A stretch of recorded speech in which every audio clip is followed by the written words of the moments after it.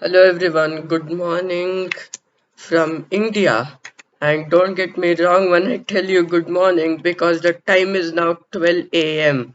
Yes, I'm not joking, it's definitely 12 a.m. and now I'm uploading a video. So in this video what we're gonna talk about is a little bit you may not have heard of. So it is called a corkscrew dive, and what is it?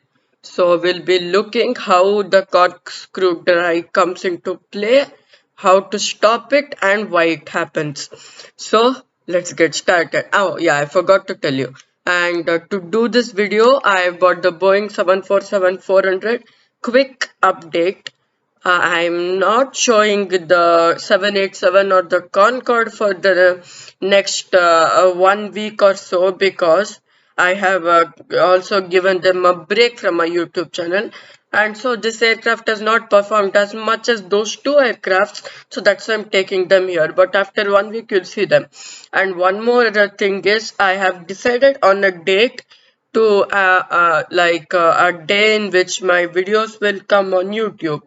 So today is Friday in India, absolutely 12 a.m. So 1 week once a video will get uploaded on YouTube. So 1 week from Friday will be next Friday, which will be November. So today is 27th October. So count 7 days from now. 28th, 29th, 30, 31, 1st, 2nd, 3rd, it will be on 3rd. On 3rd November, a video will get uploaded. And I forgot to tell you one more thing that on October 31st, which many of you may know as Halloween, I have prepared something very interesting for you. I'm just giving a small hint. It's not 100%, but it's just like 10% of the 100% content. So the first thing will be there will be three clues. First thing, I'll be showing all my aircrafts, okay? Second thing, I'll be dressed up like a ghost or something like that. But definitely I'll be in my pilot suit and don't get scared. And the third thing is there will be a pumpkin lantern with me that day to show you to all of you. So this is the thing I wanted to tell. So without wasting time, so let's get to know what is the corkscrew drive. So, I think I have uploaded a video about stall recovery and other things, and I've got a lot of good reviews about that. So, I was thinking, why don't I do a further very good demonstration of the second version of stall, which is a corkscrew dive. So let's get started with it. So, and I think which aircraft? I think I've took this plane only to explain the stall. Don't get me wrong if I've not taken it. But let's be honest because this plane is perfect to do it. And the stall speed may vary depending on planes because of the size, weight, and how many engines they have. So the normal stall speed for a Boeing 747 is 100 knots. And you may ask me, hey, why did they call in the cockpit 100 knots and then take off? See, 100 knots is the checking speed on the runway, which means the aircraft is accelerating normally. But the V1 is 120 knots, so almost a 20 knot difference in that. So that's why 100 knots is considered as the stall speed for 747. So now, okay, now we are flying along. Basic thing before I start, I'll tell you quick steps of stall recovery. Switch the autopilot off, dive the aircraft, go 2000 feet down, level the aircraft, gain some speed, go back to our initial flight level, do the last checks and switch the autopilot on. So that's it.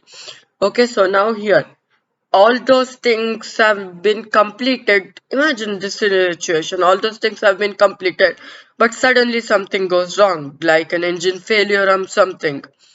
Anything may contribute to this unwanted situation. So let's see what we can do to recover the plane. It's flying along like this, and for some other reason, the plane's nose is pointed upwards, almost 10 degrees nose up that is. So the pilot tries to obviously overcorrect. Even if I was the pilot, I would try to overcorrect and put it back to an initial flight level. So let's see what happens now. If there is nobody in the cockpit, or there is somebody and doesn't correct it at all. A stall happens when the aircraft nose goes too up, but pilots have training, you may ask. That's why they push the nose down. Okay, but let's imagine this situation where nothing has happened and the pilot is in the cockpit, but he is not knowing how to, you know, recover the aircraft from it, and it goes like this, and some or the other point, obviously gravity will act against it, and the aircraft comes, its nose points downwards. It's like almost 180-degree nose down. So see, now it's like this, okay? Gravity obviously exists on Earth and planes fly inside the atmosphere, so there is gravity. So the plane comes like this, it starts diving, and so now this is called a dive. There are two words in the thing which I'm explaining to you. Corkscrew and dive. The thing which is diving, we have explained already. Plane is coming down, a rapid nose down, and now coming to that word corkscrew. What is corkscrew? Now let's split those words. My term to help you with large words is splitting. It helped me a lot, so it can definitely help you. So what is a corkscrew dive? So cork. Do you all know cork? It is like a one which is used in I don't know, like a DIY compasses and other things. And screw. Obviously everyone knows about screw. Uh, a cylinder which is wrapped around like a slide kind of a thing. So that's one. Corkscrew dive. We have got to know the meaning of this word, and now let's see how what happens. Now it's like this. It comes down, it starts diving. Now alarm sound, okay. Multiple alarms. The first alarm which sounds is overspeed. It tells overspeed, overspeed, aircraft, overspeed, and then obviously you will press it to stop the alarm. And then the ground proximity warning comes, it telling too low terrain, too low terrain, too low terrain. And I'm sorry to tell you that ground proximity warnings in all aircrafts are automated, so no one can even push a button to correct them, and there is no button to push to make that warning stop.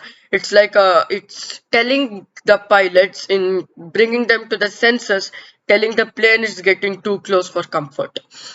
So what happens here is those alarms sound, and obviously the stall warning sounds. You may ask, why stall warning sounds? See, stall means aircraft is falling out of sky. Yes, it's absolutely happening. You may stall and overspeed at the same time. How? You may stall is you're at your minimum speed limit, and overspeed means you're at your maximum speed limit. Well, there's an explanation. You see, pitot probe's angle of attack vanes are designed in such a way that it can sense both a stall and an overspeed. So that's why it gives the pilot an alarm kind of a thing. So now let's see what kind of corrective inputs we can do to recover the aircraft. Okay, so now it's when the aircraft is diving, obviously passengers without their seat belts fastened will go up to the ceiling of the aircraft, and trust me, this has happened in more than two cases, more than three or four cases it has happened like that. The plane, in one case the plane got pushed down like this, and in the other case it stalled, it fell from the sky, it went into a corkscrew, and it stalled again and crashed. So these kind of things happen. So now let's see what corrective inputs the pilot makes. So now, did you get to know the mistake of the pilot? You may ask what mistake he did, or many of you who are pilots out there watching may have already figured out the mistake. The mistake the pilot did was he did not apply corrective inputs. If he had applied, the plane wouldn't have gone into such a critical situation. Okay, now the pilot has did mistake and now he wants to recover the aircraft. Okay, so now there are certain altitudes before which you can recover the aircraft and put it back to its flight level safely and without hurting any passenger. But if it crosses such critical flight levels, nobody can do anything. It will just crash into the ocean or sea or land or whatever. Okay, so now let's see what happens. Now the aircraft is diving. Now I need to apply corrective inputs. Now there are 5 questions in this. If you answer correctly, you'll get to know exactly what the situation is. Should I pull back on the control stick or should I let it go? Or use the rudder? Now there is a question for you. Should I pull back on the control column or side stick or whatever? Or should I use the rudder or should I do nothing? Now answer what is the answer for the first question in the comment below. Put the question number 1 and the answer.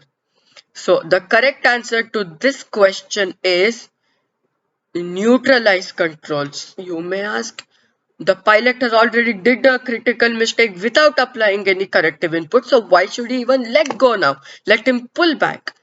The thing is, the plane is spinning. It's not going down. It's spinning like anything.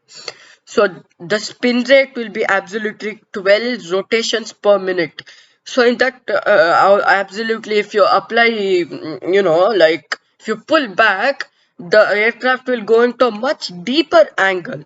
So that's why you should neutralize controls, and trust me or not, all aircrafts which or has a system which won't allow it to stall, or if the aircraft is stalled quickly, it regains controls and won't allow it to go a corso. Now these two are real life examples. When okay, now I'll tell you the Boeing 747-8 version, when it got released back in 2011 or so, the test pilots did lot of stalls with the aircrafts. So one of the pilot told that I put the aircraft into a fully developed stall, and then I put my hand to my sides and I don't even touch the control stick and the aircraft recovers fine all by itself. So this is the best example to see how sophisticated aircraft systems are. And one more thing. Now coming to this was the Boeing, safety system. Coming to the Airbus system, this is a little bit different than that. This thing in the Boeing, what it actually does is, the auto throttle activated or not, it doesn't care. It quickly activates the auto throttle by itself and gives full power to the engines. But what happens in an Airbus is way different from this. Now in an Airbus, what happens is the plane is going down and there is full power. At one point, the system it gets to know that okay, I now there is sufficient airspeed. Now I can pull back. So it immediately, every aircraft system is electronically connected, which means I do like this, the elevators move. So that's how. So the aircraft system gets to know that okay, this will happen, and then it sends an electric signal to the elevators, which control the up down movement of the aircraft via cable and via the electronic signal. So then the elevator gets to know to move up. So then it goes up and then it comes back to its initial flight level. Now I want to ask you one thing. Second question. Would you use the rudder in this kind of an emergency? Well, most of you may tell yes, but absolutely who are pilots watching would tell no. Why? Now see, the aircraft is spinning and falling, so what is the use of rudder? Rudder only turns the plane left and right. So do you want that turning to get more fast, that 12 rotations per minute to go to like from 20 to 30 rpm? So no. So that's why I am not using rudder. 2 questions. If you have answered 2 questions correctly, give yourself 10 points for each of them. So if you answered first question correctly, 10 points for you. Second, 10. So now, should I switch the autopilot on when the aircraft is recovering from the corkscrew dive? And what will happen if I switch it on? Actually, these two are separate questions. I'm combined them, I'm sorry. So these are question number 3 and question number 4. So should I switch the autopilot when the aircraft is recovering? No, you shouldn't. Autopilot is a computer with just it's like it tells the plane to fly and at a setting we have set. So in this kind of a situation, it doesn't know what to do. It simply gets disconnected. And if you and absolutely pilots out there would agree with me. Okay, so now if you have answered the third question correctly, give yourself 10 more points. Alright, now fourth question. Okay, now what was that fourth question? What will happen if I switch the autopilot on? Answer is simple, it disconnects. I told you earlier that the autopilot is a computer which flies the aircraft on a setting that we have set, like heading, altitude, airspeed, like that. So if you have not set any of them, what's the use? If you have not set any of them and just have simply engaged the autopilot, it doesn't know on which heading to fly, on which speed to fly. So that's why we set the heading, speed and altitude, and then it knows, okay, I have to go like this at this airspeed and this high or this low. Okay, so now I told you fifth and last question is, why did you tell put the hand to your side and why not pull back on the control stick? Now I want to explain again that aircraft is going like this and elevators which are like this up. So in this situation, up means it goes down like this. So that's why if you have answered all those correctly, give yourself 50 points. So it's a bullseye and 50 points for all of you. Okay, now we have recovered the aircrafts and now should I climb back to its initial flight level? Okay, now don't give yourself points to this question and trust me because 5 questions are over. If you have answered all 5 correctly, just comment below that, hey Naman, I have answered all correctly. I've got 50 points. I'll be so happy to hear that. And the first one to, comment in my comment section gets a reply from me. Alright? Now, what was the question? Should I climb back to my initial flight level was the question. Okay. Now corkscrew dive is there is more left in this video to explain. Okay. Now we have explained basics of corkscrew dive, definition and other thing. So now what will happen if you climb back to the initial flight level? Okay, now see, nothing will happen. It's obvious that if you have airspeed, you can climb. But if you're not having airspeed and the recovery is just far from over, do not do anything by climbing. If you do it, another corkscrew dive might come and you have to put your hands to the sides again. And trust me. Now, what were the things you told like critical levels after which you cannot recover in an aircraft? So you may ask, good question.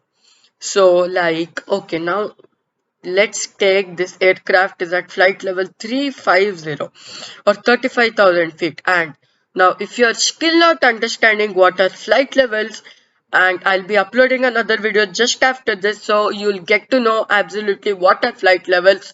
And if a number is given, to multiply by which number and you'll get what and you'll get to know flight level. And trust me, it's just a multiplication equation. It's not like any algebra or something. It's very easy.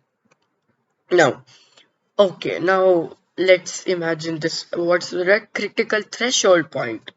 Now, see, 35,000 feet. Corkscrew dive and you literally drop 8,000 feet per minute. Okay? No, okay, now let's not take 8,000 feet per minute. And one more thing in aviation is if you are having an even number, you should take an even number. An odd number comes for an odd number, so that's why I took 7 because it's a multiple of 35. Alright, so now it's coming down 7,000 feet per minute and it will have 7 into 5 is 35. So 5,000 feet is the altitude beyond which the aircraft cannot be recovered. It's simple division. So divide 7 by 35.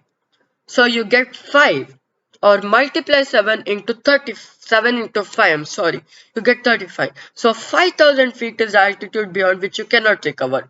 But if you go down 5,000 feet and you apply no corrective inputs, the aircraft will crash, and definitely, yes, it will crash.